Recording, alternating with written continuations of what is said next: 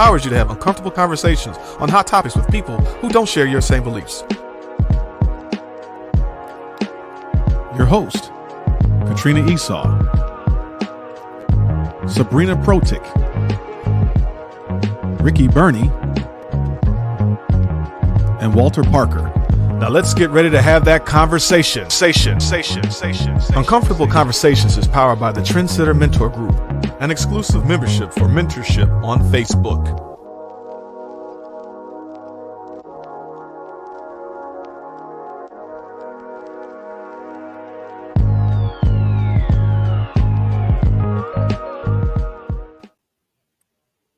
Good morning. Good morning, Ricky. How are you this morning?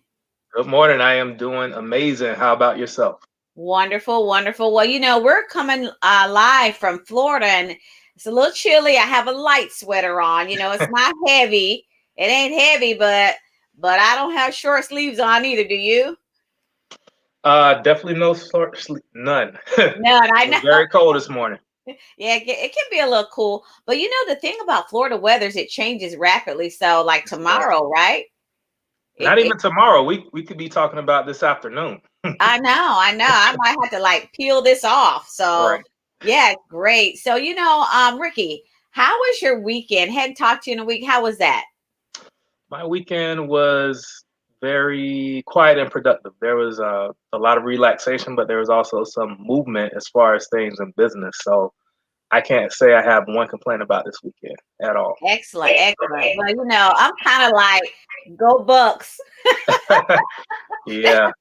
I'm like all things Bucks this weekend. I mean, it's the town is buzzing with that. We're right here in Tampa Bay. They're prepping for it. I have a friend of mine who actually is going to be a vendor at the Bucks game. So she's very excited about that. She landed a contract to do that. So that's going to be very interesting. I talk about uncomfortable conversation. I'm like, how are you guys going to protect yourselves? We're in COVID season, and I did ask her that question, but she says that they have measures in place about how people are going to be, seated and servicing them, even the food and that kind of thing. So, because that was my first question. I'm like, you gonna be doing that? Yeah. I mean, so I think we're gonna. I if I'm not mistaken, that might be the first largest sporting event since COVID. Am I right about that, Ricky? I believe so. And honestly, I want to say it's one of the biggest just overall group events in general, because we just have not had that. So I think this is going to draw so much attention and so many people coming in, because it's the first time where people can, in a sense, kind of congregate and be able to be amongst each other for something of this nature. So should be very interesting. Yeah, it's going to be interesting. Yes, I tell you, the last big sporting events they had for the Bucks, and the town shuts down. Literally, you can't go anywhere. I mean, that downtown Tampa from a 40-minute drive turns into a 4-hour drive. I remember one time I couldn't get home. There was little Buccaneers everywhere. Were you here the last time the Super Bowl was here? I was, yeah. Oh my goodness, yeah. I could only imagine what it's going to be this time. Probably 10 times worse. It was crazy. So I'm sure there's going to be a lot of uncomfortable conversations going on with that one, because people, they tend to congregate tight. So we'll just have to see. I did watch the news segment where the Bucks were coming home that night, late that night. I don't know if you saw that, and how people weren't supposed to be out there, but they were, and that was just on a small scale. So yeah, that's we're gonna be dealing a little bit on sports topic today, but I'll kind of let you bring us into that. But so let's talk a little bit about what is uncomfortable conversation. How do we kind of define that, Ricky? What is it? Well, uncomfortable conversation is the conversations that could be taboo. It could be touchy subjects. It could just be something that we know is in the air, but we just do not have the comfort level to be able to address it. So this is something that, regardless if it's a close relative, it could be a business partner, it could be, it could be anyone, where there's just something that needs to be addressed. And if we don't address it, all we do is create more tension and create more divide. So this is what the foundation of this show is about, is learning how to have those conversations, learning how to understand one another, and learning how to find some type of compromise and resolve. And one of the key factors also is preparing for those conversations. Right. It's not something we recommend you do off the cuff. Absolutely. Give some deep thought to what you're going to say, how you're going to say it. And what we're not accustomed to is putting the other person first. Mm-hmm. You know, we're accustomed to preparing to present our viewpoint and our perspective. But part of that preparation should be to prepare ourselves to hear their point of view and their perspectives on it, and be willing to listen and be open to it. So one of the key factors in this uncomfortable conversation is respect for the individual and respect for their point of view, because the last thing we want to do is downgrade, humiliate, point fingers, accuse, diminish, because someone has a totally different point of view. So that's kind of what we're bringing to the table, is to be able to talk about these issues that normally divide people, or issues that nobody wants to talk about, and kind of blind, nobody sees the elephant in the room, right?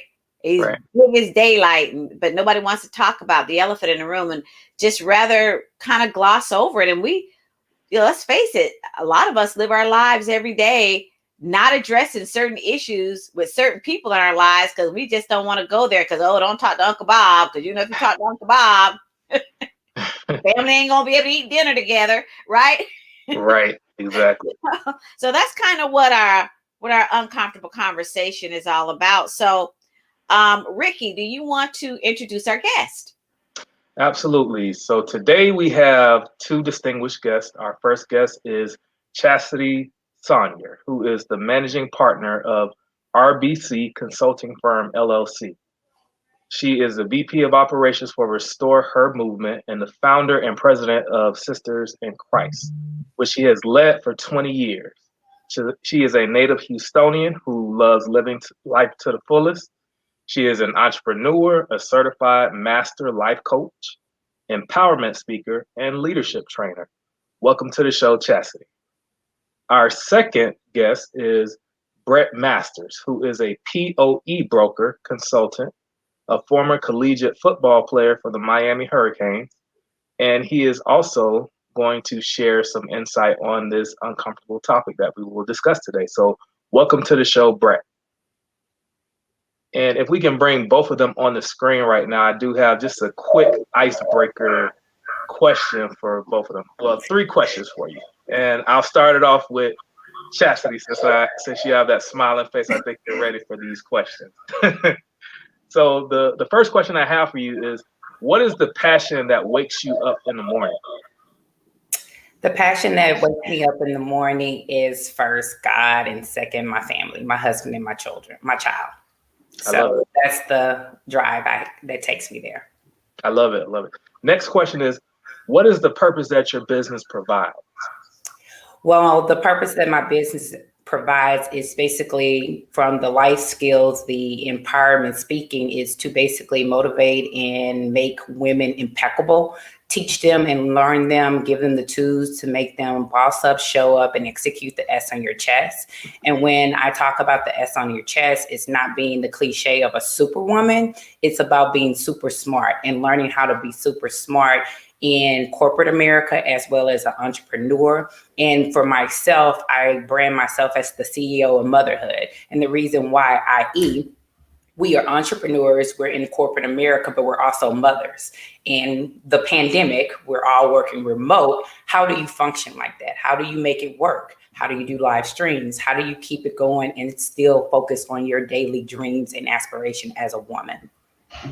I love it. So you focus on helping women to master the multifacets of being entrepreneurs, mothers, wives, so on and so forth. And I love the word that you use, impeccable. I love it. And the final question I have for you is, what is the vision for your future? My vision is for my future is just to continue to walk in the glory. And every day I wake up I do have expectations, but I tend to not drive on those expectations because sometimes you can get focused so hard on trying to achieve those goals. I look at myself as an actor. And every day that I wake up, God blesses me to create a new scene for my life. And it might change. And it's okay if it changes because I do have long-term and short-term goals. But if it changes and it veers another way, be able to walk in that glory wonderfully.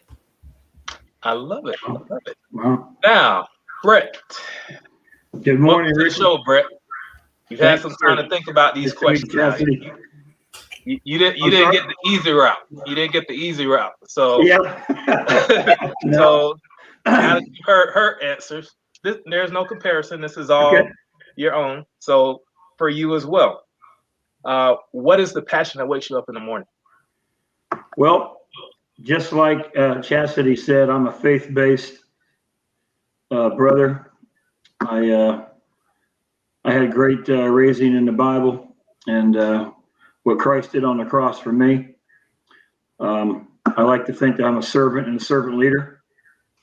And I've been given too much. Much has been given. I wake up every day. I feel like I owe somebody somewhere something. And my prayer oftentimes is, okay, who's going to be put in front of me now? What do you got for me today? Let's go help somebody. And we try and take that on that attitude every day we get up and do what we do. Absolutely. I love it. I love it. What is the purpose that your business provides? We allow, as a PEO broker consultant, we allow the American business owner, US-based business owner, and all their employees to concentrate on what their job is at hand. And all the things that the government saddles a business owner with, we take that off the plate and allow you to concentrate on what you do best, and that's driving revenue. And really, when you really look at it, taking care of the ones that you love and the ones that love you. And then we take that in a way that most people probably aren't used to, is we, from all walks of life, we allow you to have an opportunity for residual income. I like to refer to it as mailbox money. And I don't care if you're, I don't care if you're driving a truck or if you're a retired CEO or if you're a stay-at-home mom or if you're a police officer or a first responder. You have a lifetime of experience and accomplishment, and it's time you get paid for it. And I'm just a man for the job to show you how to do that. I love it. Yeah. And finally, what is your vision for your future? I have a 17-year-old son, and I've talked to Sabrina. I said, as a parent, I tell my son, I got 3 jobs. I got 3 things that I'm responsible for. My vision for you. 1 is to make you know who God is. 2 is to make you employable. And 3, marriage material. Some man and some brother's going to let you trust her with their daughter. So I said, that's my first goal. And then trying just to help as many people I can to, know what God's done and what he's doing. And, you're just trying to be a faith-based guy. And then 3rd is to bring out opportunity for residual income, and everybody is a value. And like I said, I have a whole system in place in which try and be that servant and servant leader to show them how to do it. All right. I love it. I love it. And I love that you said residual income, and also to help your son become marriage material. And the topic that we're speaking at hand is speaking about something that might compromise that. Instead of having residual income, you might have residual debt. So we're talking about today sports betting, ethical or unethical. And we will go deeper into that when we come back from commercial.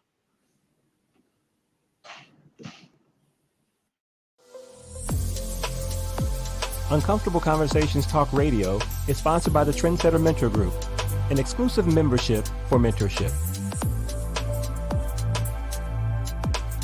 You can follow all our hosts on Facebook. Search Trendsetter Mentor Group and join. Now back to the show.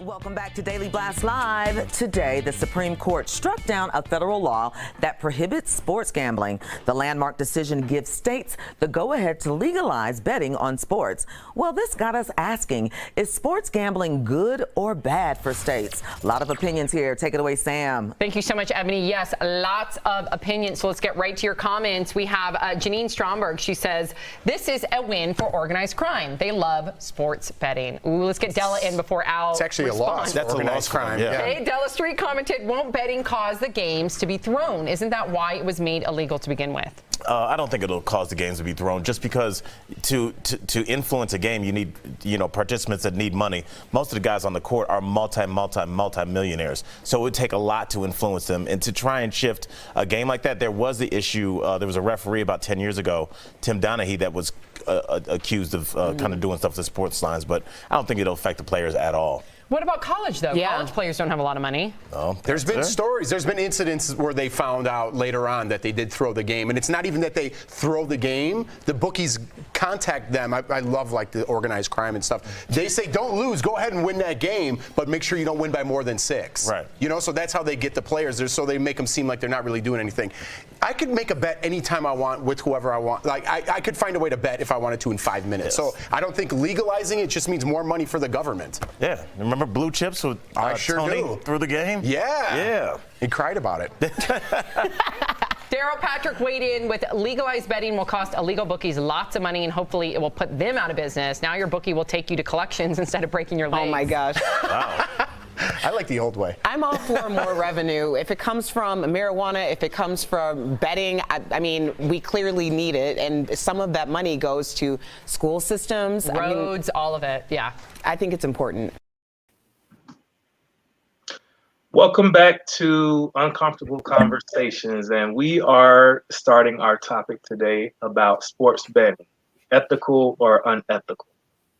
To give a brief definition of what sports betting is the activity of predicting sports results and placing a wager on the outcome. This does not only encompass sports, it can also extend to reality show contests, political elections, and non-human contests such as horse racing, greyhound racing, and illegal underground cockfighting. It is not uncommon for sports betting websites to offer wagers for entertainment events such as the Grammy Awards, the Oscars, and the Emmy Awards. So as you can tell, this is something that is prevalent in American culture. And going over some of the points, the statistics on this, wagering on sports is not morally wrong, most Americans say, but nearly half think it should be illegal anyway. As millions nationwide manage their fantasy sports rosters, Americans straddle the fence on whether heavily advertised daily games by companies such as FanDuel Incorporated and DraftKings should be banned. A new study from Nashville-based Lifeway Research shows widespread belief that sports gambling is morally acceptable. Nearly 2/3 of Americans disagree that it is morally wrong to bet on sports. Yet 49% think sports betting should not be legalized nationwide, while 40% say it should. 11% of Americans are not sure. They are evenly divided on daily fantasy sports contests, which face heightened scrutiny nationwide as states weigh whether the games constitute illegal gambling. In the survey, 47% of Americans say daily fantasy sports should be legal, 46% say no, and 7% are not sure. Throughout history, gambling has invited shady and addictive behavior, said Scott McConnell, Vice President of Lifeway Research. Clearly, people perceive a harm to society that goes beyond the wager itself. And that's where we're going to start our conversation today. And can we bring our guests and our co-host back on the screen? I'll start with you, Brett. Yep. What is your perspective on gambling on live sports? Do you feel it's ethical or unethical? And what is your reason for believing that? Okay, I'm going to give you a two-prong attack here, two-prong answer. Personally, I've never bet. I think I went to a racetrack with my dad and I paid the $2 bets and we had a hot dog and a beer and just kind of enjoyed the horses running around. Professionally speaking, it's kind of like you said. I know it's kind of like drugs, alcohol, overeating. If you put a stumbling block in front of somebody, you just don't know how that person's molecular structure and their mental and spiritual being is going to respond. Some people, they hit something or they're on it, and man, it's a totally different reaction than what you and I did. Maybe you and I go something, and it's kind of like, you smoke a cigarette, makes you sick, you hated it, and you never touch the thing again. Somebody else may pick up that cigarette and hit it, and they're like, man, and they never stop.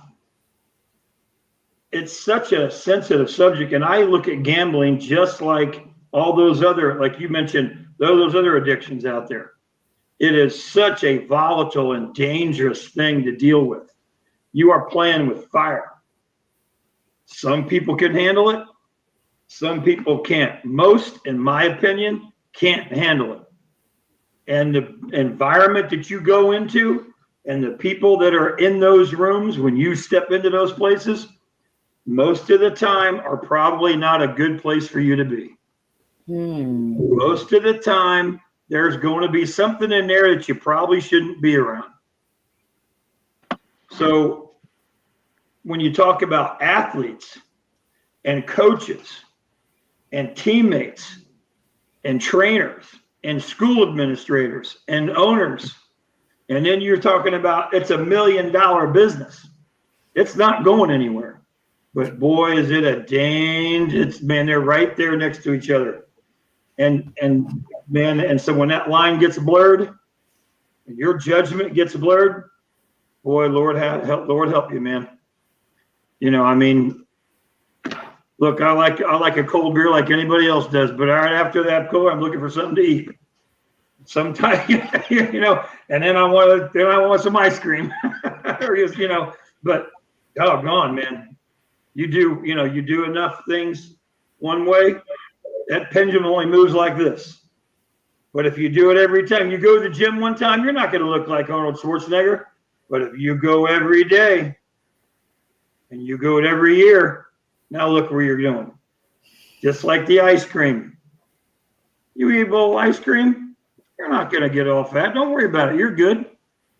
But if you eat that thing every night and then maybe and start other bad things like that, look where it goes. You do enough of it. It's like a good dog and a bad dog. It's just such a, man, I warn people all the time. I've had this conversation with some of the young kids I've talked to. Be very careful. Use your judgment. And this is where we need mentors. This is where we need leaders. That's why you need mothers like Chastity. That's why you need business leaders like Sabrina, men like yourselves. Because let me tell you, man, I've seen it. I've seen these guys get hurt. Absolutely. I absolutely agree with that. Yeah, I absolutely agree with that. Yeah. And like you stated, it could go from being just a casual hobby to an addictive habit in just a matter of weeks, because you don't even realize it and you don't even understand that sometimes you have a predisposition to have that addictive behavior. Thank you. I needed to use that word. You're predisposed. We're all exactly. Very good point, Ricky. Absolutely. And Chastity, I would like to get your perspective on that, because I'm pretty sure, as a mom and as a wife, you might have some perspective on this as well. Do you feel that betting is unethical or ethical? And what is your take on that? What is your reason why you believe that? I'll say it from 3 points of view. As a wife, a mother, as well as a business owner, I look at it from the right and wrong of life. And one thing you said that struck me was people didn't think morally it was wrong, but thought it was unethically wrong. Those two are the same. By definition, morally is basically, and I'm reading it because while you were talking, I was researching it to make sure I say the right definition. Morally means the reference to the principles of right and wrong behavior in a way that is considered right according to the code of behavior of a particular society. And unethically means not morally correct. So Wow. I think sometimes society really doesn't understand what they're saying and how they're saying it. So to put it in my perspective, I don't think it's right, but I know people do it. And the sad part about that, it corrupts the love of the game. Wow. Wherever it is, it corrupts the love of the game because now you're corrupting an individual and manipulation comes involved. And it goes from sports, it goes from dealing with in poker, dealing in horse race. It's just very, very broad. And you paint the spirit of the game. So no, I really don't think it's a right thing to do, but I'm a human being and I'm very intelligent. We understand that it does happen. And when it does happen, you have to understand there's consequences behind it. And you have to look at your inner self to realize who are you as a person and what is right and what's wrong in your life. I love it. And I love that you brought in the fact that it takes away from the organic use of what it was meant for being able to celebrate people's results. And even when you talk about award shows or different things of that nature, instead of celebrating someone for the art and the work that they do, now you're so focused on trying to win, and you can't even fully celebrate them because your intention is not in the right place. Sabrina, did you want to add anything before we wrap this portion up? I just never really understood sports gambling. I like to watch it, but I'm kind of with Chastity on the definition of what's moral and what's right, and Brett kind of alluded to that also, how that pendulum can change. You might do something, one time, but then you get it's that addiction, and you get wrapped up in it. And next thing you know, you full swing. And then Brett said something too. He says, man, there's some stuff you're going to be facing that you might not. It's the people it's going to put you in connection with. It's all the things that come with that. And some of it can be very unsavory. And before you know it, you're into something that's bigger than life. So I think that we're going to continue to unfold this topic on this uncomfortable conversation. In fact, I want to kind of mention a few things. Chastity kind of went into it, but in fantasy sports, it's based on this hypothetical thing. I know when I was at work, they'd have the pool going. I don't know about you guys, but they'd come around and I'd be like, what y'all doing? And they say, oh, we're doing a little fantasy football, just pick some squares and throw a couple dollars in. And let me tell you, the women were just as involved as the men. It is not a gender specific deal. There are just as many women involved in this hypothetical setup of let's play on this. But there's some things that come into play with this. Okay. So last fall, there was some controversy that erupted, some allegations of some employees that were creating these fantasy footballs, and they were using information to win large sums of money. Now, let's face it, there are some people that are so smart, they can figure odds. You take a person that's good in math, and if they're really good, see, now you and I would be like, I want to buy 2 squares. But a person that's really good, they can calculate and fix and figure these things out. And so this kind of came up that they were, they had more to this than just that, and they were winning big sums of money. So now let's kind of look at the legal side of this. Fantasy sports betting, there are laws and allegations about that as to whether these things are right. And there's some experts that say that it's okay, to gamble, as long as it all depends on the motives. Novices are okay, but when you're doing this and fixing this, then it's illegal. So what we're going to do, we're going to take a sponsor break. We're going to come back and talk more about this legalizing and how people feel about it. But let's go to break and we'll come back and finish this up.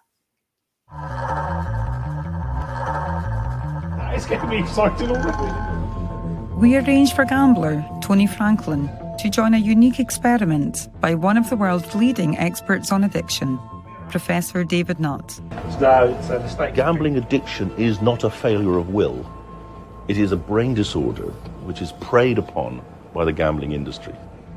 Honestly, I can feel my heartbeat just rising, just looking at the damn thing. Once you become addicted, it's very, very hard to stop because you've changed your brain. Addiction is a brain that has changed to become entrained to the desires of the gambling. So we're going to start the roulette task, Tony. This will be the first time anyone plays something similar to a fixed odds betting terminal from inside an MRI scanner. The professor says it will reveal what's happening in Tony's brain as he uses a keypad to bet. Got £1,000 to spend. Can I spend it all on the first spin? When Tony is doing his task, when he's looking at the roulette wheel and he's making a decision to bet, parts of the brain get turned on and then they can't stop. And we think there's probably a chemical basis to that. So that's what we're expecting to see, that the habit centers are overactivated in people with gambling compared with normal people like us.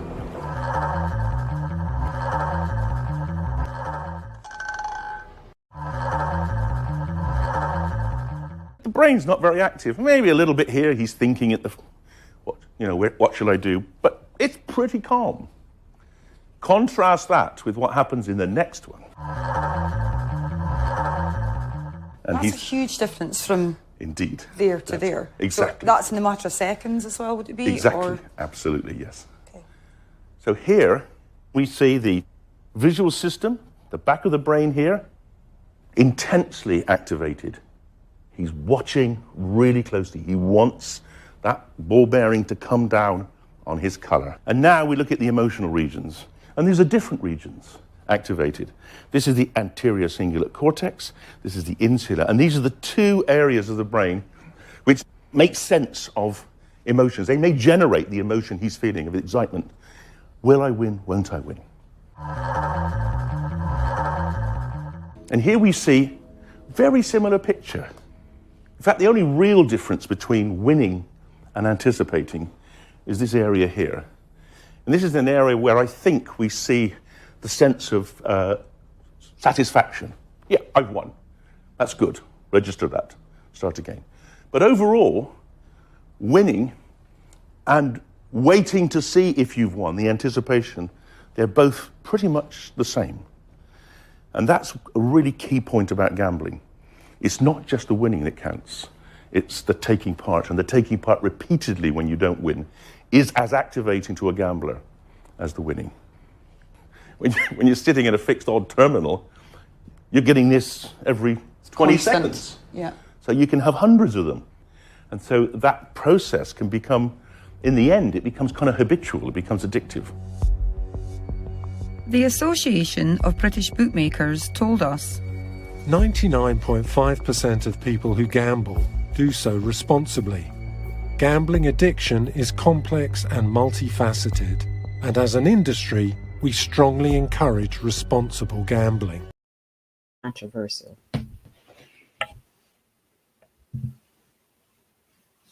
Good morning. We're back to this uncomfortable conversation on gambling and sports, and I was really just kind of doing a little bit more research on it myself because it's so interesting. I found that video to be very compelling. I don't know about you. I didn't know all those things went on in the human brain, but one of the points that I got out of that video is what happens to the mind. So it's not just the act of gambling. So we were talking previously, Chastity, about the morality side of it. But there are some things that go on inside of the human brain, and it's not just the win. Did anybody catch that point? Chastity, what happened? What happened? It's the anticipation. And when they were talking about that, it was very interesting. It's just like Mr. Brett said, it's about the adrenaline, the rush. And if you know anything about your brain, the morphines that goes on, what attracts you, what compels you, it takes you there. It can be, like you said, alcoholism, drugs, whatever that addiction is. Gambling is almost like, well, it is an addiction. And how the brain anticipates it and wants to crave it and wants it more and more. It's like a baby in a candy store. Once you give a 2-year-old, i.e. my child, a blow pop, she craves that blow pop all the time because something's in that sugar that's giving her a rush, and she's like, "Ooh, I need it, I need it, I need it." And that's what the brain is signaling. It doesn't matter if you're winning or losing. It's all about the anticipation of it. And that was very interesting. Excellent. I want to go to Ricky for a minute. You know, we saw the video on what happens to the brain. Now, Ricky, can you add a little bit of stability to this, how people can get drawn into it? Because the issue is the controversy of, you know, sports and gambling.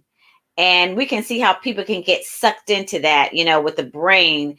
And you almost lose sight of morality. Can you kind of weigh in on that a little bit, Ricky? Your thoughts on that? Yeah, I mean, let's just be honest. As humans, our main goal is to seek pleasure, is to seek the good in things. So when there is the possibility of the pleasure of getting whatever that result is, obviously the money, then as she stated, the anticipation of that gives us this high.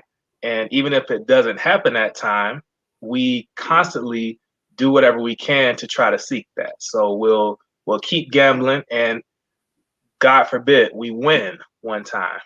That's just going to take us to a whole nother level. And we may not even win another time after the 15 other times that we gamble. But the fact that we're still hanging on to that one time where we may have gotten maybe just a little bit of winnings, that is what we're going to seek. So it could be gambling. It could be, for some people, it could be smoking. For some people, it could be drugs. It could be food for some people.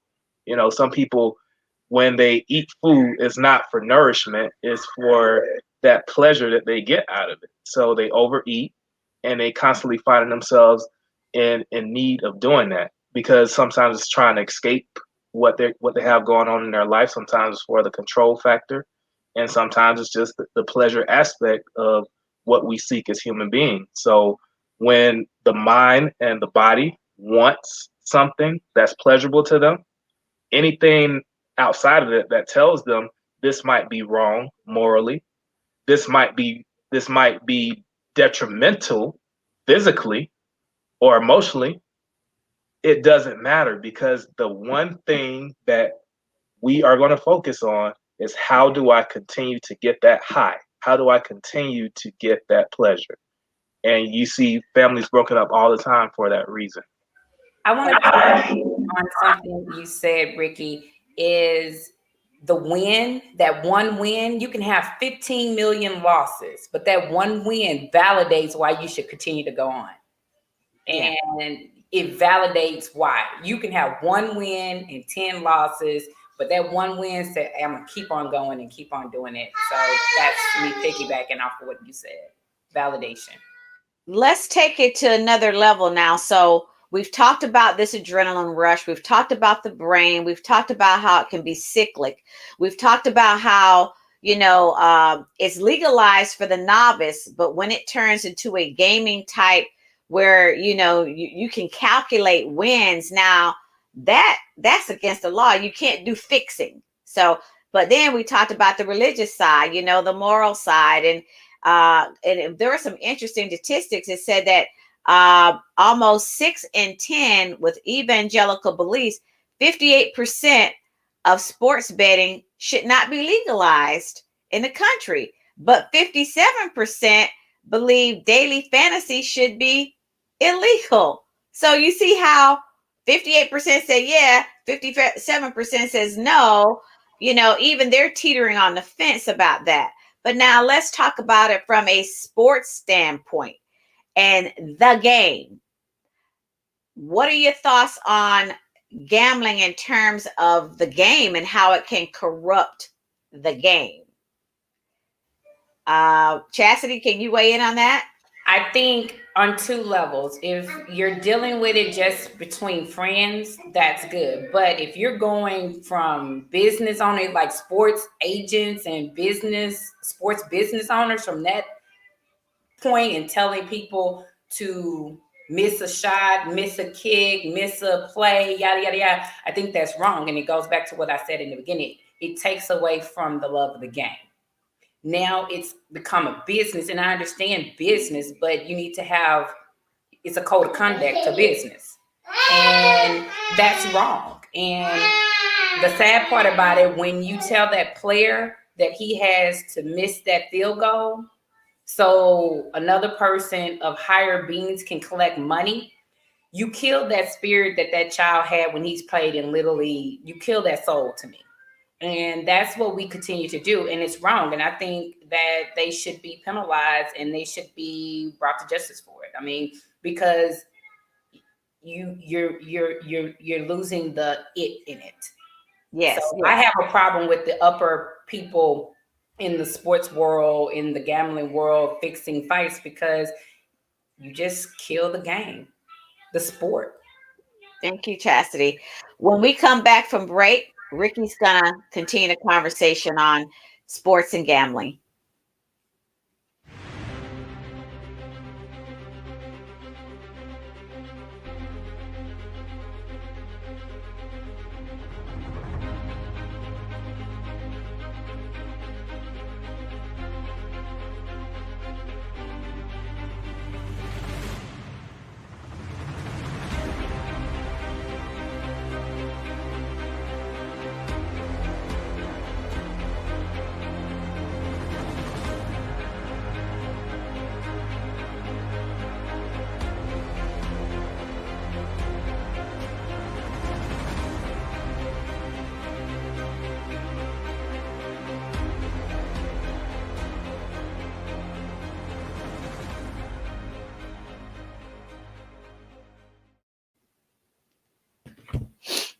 All right, welcome back to Uncomfortable Conversations, and we are wrapping up the topic at hand.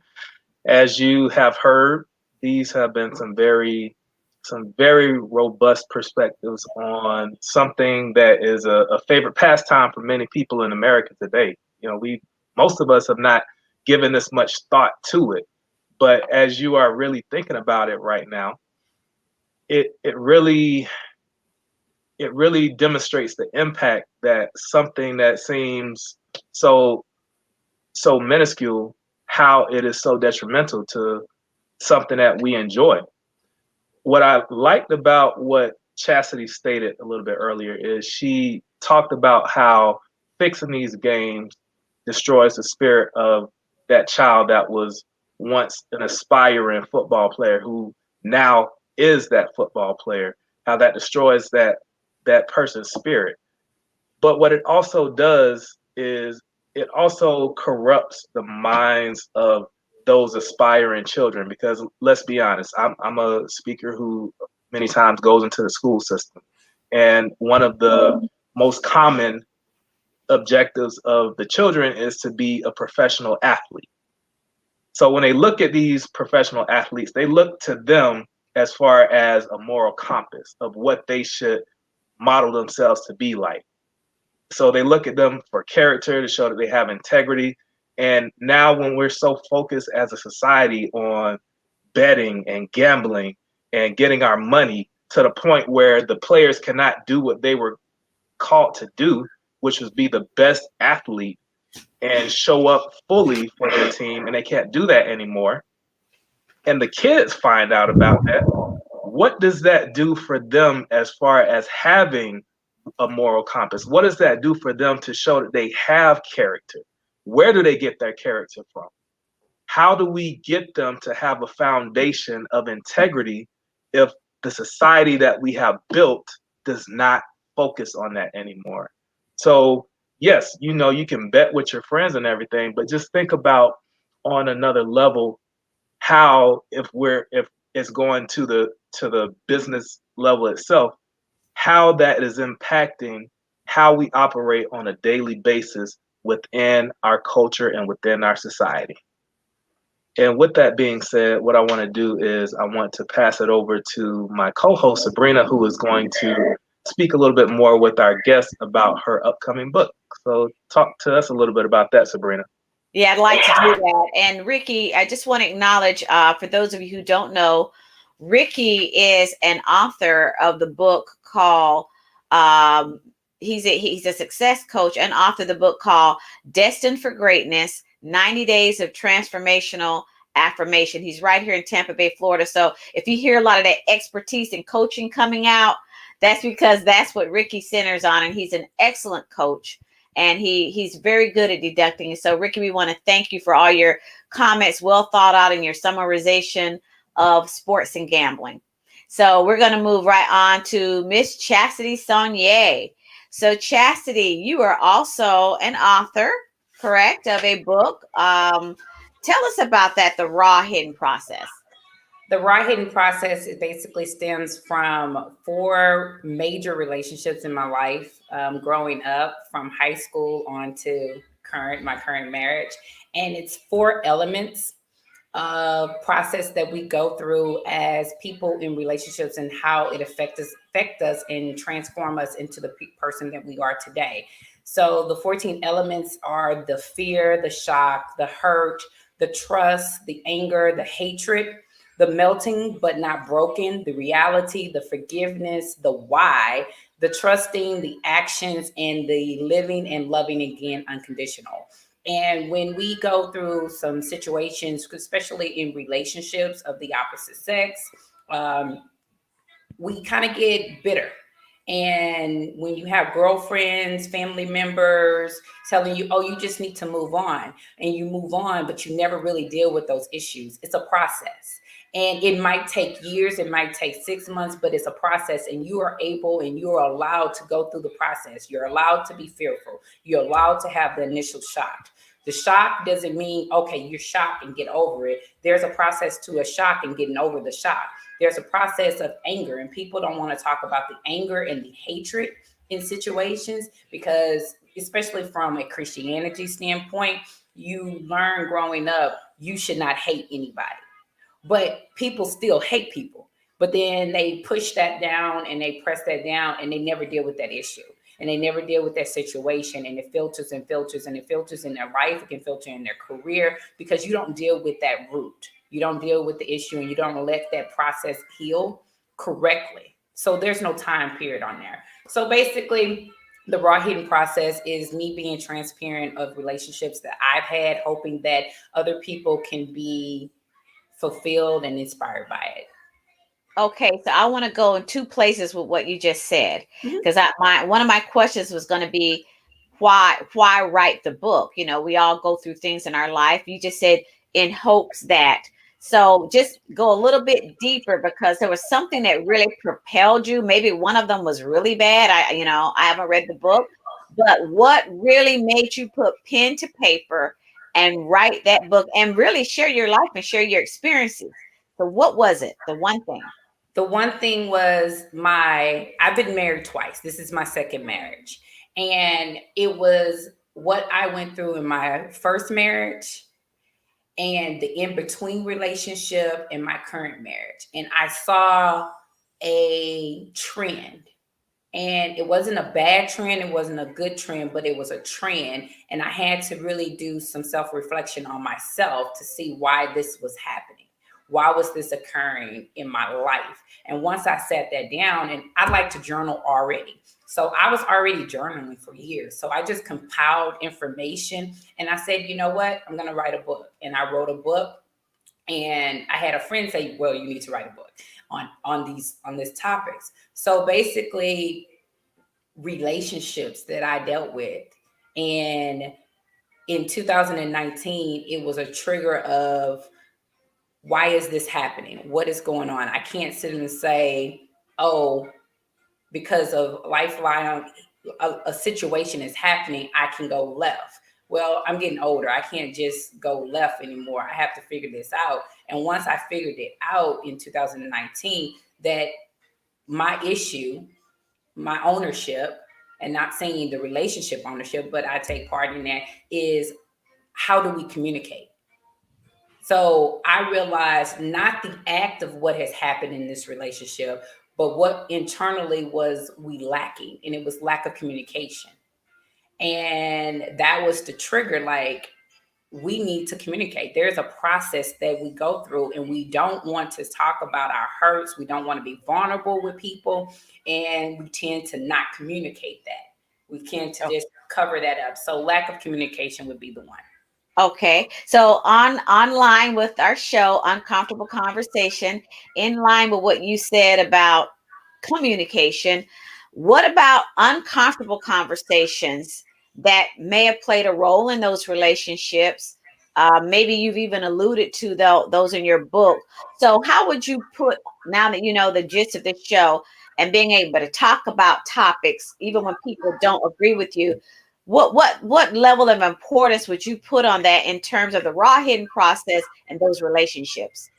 Well, you have to understand, my relationship and your relationship and somebody else's relationship is totally different. It might have the base of it, but it's totally different. And you have to learn to deal and accept others people's perspectives and other people's reality based on their reality. How I handle my reality is going to be totally different. So you have to be able to be transparent and respect the other person's situation. My hurt and your hurt might be totally different, but hurt is hurt. And you have to be able to step out of your box and realize and identify and respect that hurt for that individual in order for the raw hidden process to work. Would you not agree that, you've had these 4 relationships that having uncomfortable conversation could have had a negative impact if you didn't have them? Because I'm in a second marriage also. Looking back now that I have this wisdom, I can see that there's conversations that we should have had and conversations that we had, but we had them wrong because they were more accusatory than they were allowing that person to speak, like you said, their feelings and their truth to them. What's their reality and what's their truth. So preparing, think about in a relationship, a lot of things are shooting from the hip. Something happens and you just start unloading and you don't give yourself, I see you smiling, you don't give yourself enough time to prepare that uncomfortable conversation. What do you think about that? Well, that's like in chapter 7 of the book, the melting but not broken. That was the spiritual side of me being with God. And because I'm a Christian, that's just where it stood. And him taking me through the process and dealing with my hurt and my situations and finding the root. And when that occurs, you have to be wanting to put in the work. And you're right. Every truth is not the truth. It's a reality of yours. And if you understand that my reality and your reality has some truth, but if we're able to communicate, we can probably find the windows on why we are not understanding each other. And it's a process. You have some people like to meditate. Some people speak to God on things, whatever that it is for you to realize, hey, I can't be just shooting things off the hips to hurt people. You have to be real with yourself and know that your power in your tongue and what you're saying is really not edifying your relationship. It's really taking a jab, but that becomes with maturities, growth within oneself and one's mindset. And until you realize that and accept that, you're going to always go through the first six elements of the raw hidden process: the fear, the shock, the hurt, the truth, the anger, and the hatred, because you're not willing to basically be transparent and vulnerable with yourself. Excellent. Chastity, that we're going to wrap it with that. Will you tell our listeners how they can find you? You can find me at www.chastitysonye.com, or you can look on my social media platforms. On Facebook, it's at Chastity Sonye Raw Talk. On Instagram, it's at The Raw Hidden Process. And you can follow me on any 3 of those platforms. Well, we certainly want to thank you. Here we have Chastity Sonye, a wife and mother of a little toddler. You might have heard a little voice here and there. She kind of woke up this morning. So you know what the uncomfortable conversation is that, Sabrina, I'm doing the show anyway. So we're happy to have her. We had Mr. Brett Masters, collegiate football, Miami Hurricanes. As a matter of fact, his email is Cane for Life. So, I mean, he touches my heart. We certainly want to thank him. I'm Sabrina Protic. I'm a life coach. I'm a financial coach and author of the book, Growing Ageless, Think Young and Live Younger, bringing uncomfortable conversations to you weekly. Ricky and I love this platform. We love bringing things to you to make you think about respecting the other person's point of view. And if you have any uncomfortable conversation topics that you'd like to hear from us, reach out to us. Trendsetter Mentorship Group. You can find us on Facebook. Let us know what it is that we can bring up, non-religious, non-political, but that needs to be heard, needs to be discussed. We'd love to be able to have a platform to do that for you here. So again, we want to thank everyone. You can follow us on Trendsetter Mentorship Group. We want to thank our listeners. We want to thank our producer, Mr. Daryl A. Johnson, for bringing these shows together, and also our engineer. We couldn't do it without him, Mr. Alan Chafin. And again, Ricky, thank you so much for being a great co-host and your perspectives and helping us ladies understand this whole sports and gambling thing. Chassa, I think you did a good job weighing in on it. Because we saw the statistics with men and women. So we know it's more women than men, more men than women, but it's a close second. So we will see you next week. Thank you so much for joining us on Uncomfortable Conversations.